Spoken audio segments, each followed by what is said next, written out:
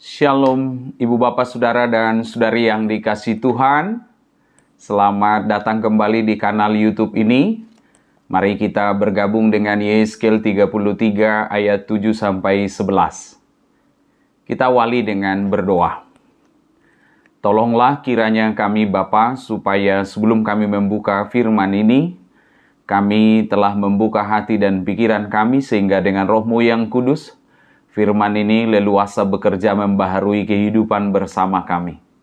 Dalam Yesus kami berdoa. Amin. Inilah firman Tuhan dalam Yeskel 33 ayat 7 sampai 11. Dan engkau anak manusia, aku menetapkan engkau menjadi penjaga bagi kaum Israel. Bila mana engkau mendengar sesuatu firman daripadaku, peringatkanlah mereka demi namaku. Kalau aku berfirman kepada orang jahat, hai orang jahat, engkau pasti mati. Dan engkau tidak berkata apa-apa untuk memperingatkan orang jahat itu supaya bertobat dari hidupnya, orang jahat itu akan mati dalam kesalahannya, tetapi aku akan menuntut pertanggungan jawab atas nyawanya daripadamu. Tetapi jikalau engkau memperingatkan orang jahat itu supaya ia bertobat dari hidupnya, tetapi ia tidak mau bertobat, ia akan mati dalam kesalahannya, tetapi engkau telah menyelamatkan nyawamu. Dan engkau anak manusia, katakanlah kepada kaum Israel, kamu berkata begini, pelanggaran kami dan dosa kami sudah tertanggung atas kami, dan karena itu kami hancur. Bagaimanakah kami dapat tetap hidup?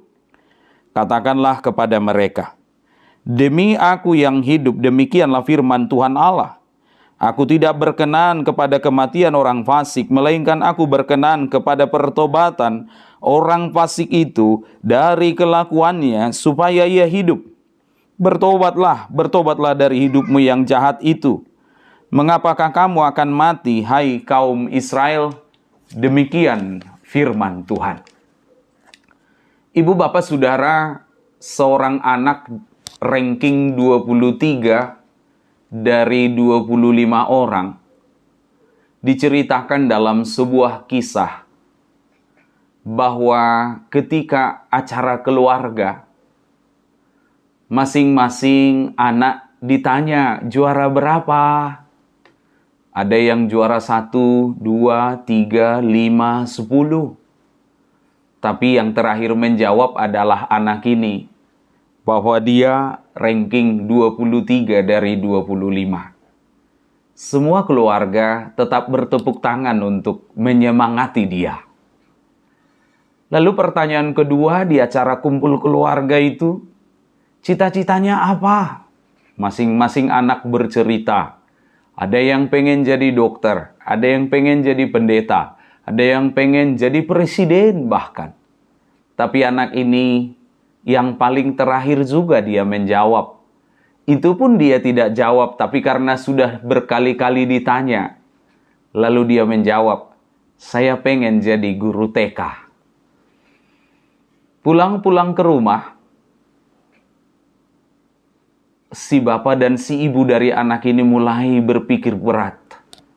Bagaimana anak ini supaya bisa lebih dari apa yang mereka lihat sebelumnya. Lalu anak ini dibuat les, dibuat kursus, dibuat belajar tambahan, private class, dan yang lain-lainnya. Sampai tidak lama kemudian ada acara kantor dengan judulnya rekreasi keluarga. Di sana semua orang-orang berkumpul, anak-anak berbakat bernyanyi, yang melukis menampilkan lukisannya, yang jago matematika hitung-hitungannya. Tapi anak ini hanya menjaga anak-anak yang lain. Kalau mainannya jatuh dia ambilkan, kalau makanannya tidak dimakan oleh anak yang lain dia membantu menyuapkannya. Kalau kotak-kotak makanan atau botol minuman tersenggol dia membetulkannya. Dia tidak ada performance apa-apa. Lalu masing-masing kembali ditanya, apa cita-citanya? Kembali anak ini menjawab bahwa dia pengen jadi guru TK. Tapi karena MC-nya masih berpikir ada cita-cita kedua, lalu ditanya anak ini, cita-cita keduanya apa setelah anak-anak yang lain bercerita dengan cita-citanya? Dia hanya jawab, saya pengen jadi seorang ibu yang memasak nasi dan menyiapkan makanan di dapur. MC-nya nggak lanjutin lagi. Lalu kembalilah ke keadaan semula. Orang tuanya kurang gembira dengan apa jawaban anaknya. Akhir semester pengumuman dari sekolah, guru kelas menelpon, Bu, terima kasih anak ibu tetap ranking 23 dari 25. Jadi kursus les, pembelajaran tambahan, ekstrakurikuler yang lain dan semua itu tidak berguna.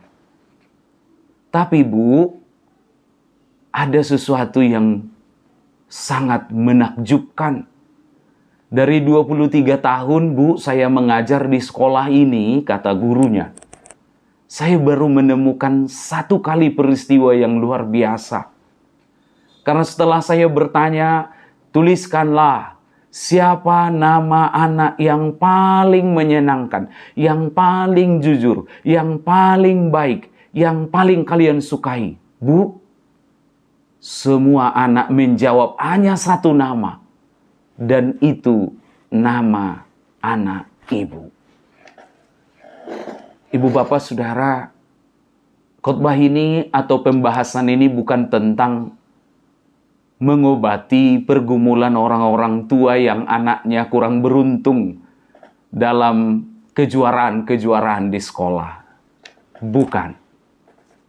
Tetapi untuk mengingatkan kita bahwa semua kita sebenarnya dicipta menjadi seperti anak ranking 23. Yang memang dari segi peringkat, kita tidak harus menjadi juara 1, juara 2, juara 3, juara 4, juara 5. Tetapi kita dicipta selalu mungkin bukan juara 2, tetapi orang yang tidak ada duanya dalam hal memperhatikan, menjaga, merawat sekelilingnya. Karena dalam kisah perjalanan retreat keluarga dari ibu dan bapak dari kantor mereka tadi, ternyata mereka menemukan apa yang disebut kejuaraan tanda khusus yang dimiliki anak ini oleh ibu gurunya. Bahwa ketika di retreat keluarga itu ada 2 anak yang berantem, semua anak dan orang tua sudah berusaha melerai. Tidak ada yang bisa menghentikannya. Tapi anak ini bisa. Ketika perjalanan pulang kena macet, semua anak sudah bosan, sudah mulai mewek, sudah mulai ngambekan dan yang lainnya. Anak ini datang menjaga kawanan itu dengan menawarkan senyuman, membagi perhatian, memberikan guyonan, memberikan semangat sampai tidak ada anak yang lelah. Karena bisa bersama-sama menikmati perjalanan itu dengan dia. Itulah kata lain dari ayat 7 dari firman Yehezkiel 33 ini. Supaya lengkap saya bacakan, dan engkau anak manusia, aku menetapkan engkau menjadi penjaga. Mungkin kita bukan orang yang paling hebat, paling kaya, paling pintar, paling jago. Tapi kita dicipta menjadi penjaga, pemerhati, pelindung, pengawas bagi sekeliling kita. Memang dunia kita sekarang selalu menyuarakan hidup-hidup gue, akun-akun gue. Please jangan urusin orang. Urus aja hidup lu sendiri.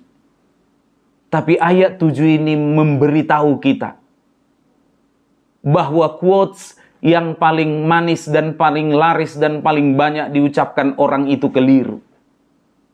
Bahwa kita harus mengingatkan orang lain. Menjaga sesama, menjaga saudara, memperhatikan orang-orang di sekeliling kita. Lalu kemudian kita bertanya, kapan saya mendaftar Tuhan menjadi penjaga bagi sesamaku? Aku lebih baik tidak usah usil dengan kehidupan orang lain. Mengapa engkau mengharuskan aku ikut campur dengan kekurangan, kesalahan, apalagi dosa-dosa orang lain? Ibu bapak saudara, ini bukan soal usil. Ini bukan soal supaya kehidupan kelihatan lebih bagus, lebih bermoral. Tidak. Dan apalagi ini bukan tentang bagaimana kita supaya menjatuhkan orang lain dengan dosa dan kesalahannya itu sehingga kita kelihatan tampak lebih suci, lebih kudus. Tidak. Kenapa Tuhan menitipkan orang lain harus kita jaga, kita harus perhatikan? Karena apa? Pada saat kita menjaga, pada saat kita memperhatikan, pada saat kita menegur orang lain dengan kesalahan dan kekurangannya, Ibu Bapak tahu bahwa kita sedang menepuk punggung kita sendiri. Hei kamu, supaya kamu tidak jatuh ke dalam dosa yang sama, supaya kamu tidak melakukan kesalahan yang sama. Dan yang kedua, ketika kita ditugaskan untuk menjaga dan mengawasi kehidupan kita sesama kita, itu berarti Tuhan serius banget dengan dosa. Karena apa? Iblis itu target nomor satunya apa? Kalau dosa jangan dikatakan dosa. Nggak usah diomongin deh. Masing-masing orang tahu sendiri. Urus hidup sendiri. Itu target iblis nomor satu. Supaya kita nggak perlu usil dengan kehidupan orang lain. Dan kalau boleh dosa itu dibenarkan, didiamkan. Nggak usah diapa-apain. Dan yang ketiga, kenapa kita harus dipersiapkan menjadi penjaga, pengingat, pemerhati bagi sekeliling kita? Karena yang ketiga, Tuhan sedang membagikan kasih karunia, pengampunan, pertobatan, perdamaian melalui Anda, saya, dan kita semua. Maka Ibu Bapak Saudara, syarat menjadi penjaga, selain itu mutlak atas pilihan Allah bagi kehidupan kita. Yang pertama-tama adalah kita harus mengenal bahaya. Apa yang disebut oleh ayat 7 ini, engkau anak manusia, aku menetapkan engkau menjadi penjaga bagi kaum Israel, bagaimana engkau mendengar sesuatu firman daripadaku, peringatkanlah mereka demi namaku. Kita harus mengenali bahaya, mengenali apa yang terjadi. Kita nggak boleh lengah dalam hidup. Sebagai penjaga kita harus selalu siaga, selalu siuman. Karena gambar yang dimaksud penjaga di sini adalah seperti kemah para tentara. Di mana orang ada di dalam, tapi penjaga harus selalu berkeliling. Ketika dia lengah, dia semua akan berada dalam bahaya. Dan kita harus mengenali setiap konsekuensi dari dosa. Itu pertama-tama. Kita berhutang kewaspadaan bagi orang-orang di sekeliling kita. Lalu yang kedua, kita di ayat 7 bagian akhir menyatakan peringatan. Dan kemudian ayat 8 dikatakan, kalau aku berfirman kepada orang jahat, hai orang jahat, engkau pasti mati. Tapi engkau tidak mengatakan apa-apa, orang itu mati karena kesalahannya, pertanggungan jawabnya akan saya tuntut dari kamu. Artinya Ibu Bapak Saudara, kita harus berani menyatakan peringatan. Berani menyatakan alarm, membunyikan peringatan itu. Sebab kita sebagai penjaga bertugas untuk mengingatkan peluang yang masih tersisa, pengampunan yang masih tersedia, jalan balik pertobatan yang masih selalu menantikan kita, terbuka bagi siapa saja. Maka kalau kita lihat di sini menyatakan apa yang Tuhan katakan kok. Kita tidak disuruh untuk memanjat tembok, memanjat tebing. Tidak. Kita tidak disuruh untuk mengukur, menilai keadaan rohani spiritual seseorang. Tidak. Kita hanya disuruh untuk mengatakan apa yang Tuhan katakan. Dan bahwa masih ada garis hidup bernama kasih karunia yang diulurkan Allah bagi setiap orang yang mau mendengar peringatannya. Dan lagi kita lihat ketika kita menyatakan peringatan di sini, memberitahukan apa yang Tuhan inginkan, apa yang Tuhan tidak suka, apa yang Tuhan tegur dalam diri dan kehidupan seseorang. Yang kita lihat di sini ayat 8 dan ayat 9 sangat konsisten. Ayat 8 menyebut, kalau aku mengatakan orang jahat itu pasti mati, engkau tidak mengingatkan orang itu mati, tapi kau kutuntut. Tapi ayat 9, kalau orang jahat itu mati, kalau aku mengatakan orang jahat itu pasti mati, dan orang itu sudah kau ingatkan, dan orang itu tidak mau bertobat, dia mati, tapi kamu bebas. Yang Tuhan cari bukan hasil. Tidak semua orang yang kita ingetin kemudian dia berbaik, berubah. Tapi kita membebaskan diri kita dari konsekuensinya. Arti lainnya adalah bahwa Tuhan tidak menuntut hasil dari kita, tetapi menuntut kesetiaan. Bagaimana kita konsisten? Maka kalau hari-hari ini gereja masih memiliki RPP, Ruhuk Parmahanion Pamisangon, itu soal kesetiaan. Hasilnya mungkin tidak enak. Orang akan bisa kecewa. Hasil berikutnya apa? Jemaat bisa berkurang, pindah. Hasilnya apa? Tidak langsung signifikan jemaat kita bertambah-tambah karena kita punya RPP. Tapi ini bukan soal nambah, soal kurang, soal kecewa, soal marah. Tapi soal kesetiaan kita, kesetiaan gereja untuk mengatakan apa yang diperingatkan oleh Allah bagi kehidupan kita. Ibu Teresa pernah ditanya oleh seorang wartawan, "Ibu, kamu melayani di sini dengan luar biasa. Tapi maaf ya Bu, masih banyak dunia yang lebih rusak, lebih hancur dari sini." Lalu semua orang takjub dengan pelayananmu Bu. Apakah Ibu merasa berhasil ketika bisa di sini tapi di tempat lain tidak? Ibu Teresa menjawab, "Hai saudaraku, berhentilah bertanya mulai hari ini berhasil apa tidak berhasil. Apa ukurannya? Tapi tanyalah setia atau tidak setia." Ujian terakhir kita bukan soal hasil, tetapi soal kesetiaan kita dalam segala tugas dan tanggung jawab, mengingatkan sekeliling kita. Dan yang terakhir adalah yang ketiga, selalu menyuarakan pertobatan, mengusahakan pertobatan. Ayat 10 mereka berkata, "Kami sudah menanggung ini di pembuangan, kami sudah menderita, kami udah mati aja udah." Tapi ayat 11 memberitahu, Tuhan masih mengulurkan harapan. Bahwa ngapain mati kalau masih bisa hidup. Tuhan tidak berkenan kepada kematian orang jahat. Tetapi bertobatannya. Disitulah kita menemukan bahwa selalu tersedia panggilan untuk kembali. Maka kenapa kita harus jadi penjaga? Karena kita masih ingin pertobatan demi pertobatan bagi diri kita dan sekeliling kita tercipta setiap saat. Amin, kita berdoa. Terima kasih ya Tuhan atas pertolongan-Mu yang sudah mengingatkan kami supaya kami usil dengan kehidupan dan terutama keberdosaan orang lain. Kami menjadi penjaga yang tidak boleh tinggal diam ketika sesuatu bahaya akan terjadi. Ajari kami Tuhan untuk semangat dengan panggilan kami. Mengenali bahaya, selalu siaga siuman, tahu menghitung apa yang akan terjadi. Menyatakan peringatan dan menyuarakan dan memanggil pertobatan. Karena disitulah Tuhan sebenarnya masih menyediakan peluang yang tersisa. Pengampunan, rahmat, dan kasih karunia bagi setiap orang yang mau bertobat. Terpuji-pujilah Engkau Bapa. Indah sekali panggilan ini bagi kami. Dalam Yesus kami berdoa. Amin.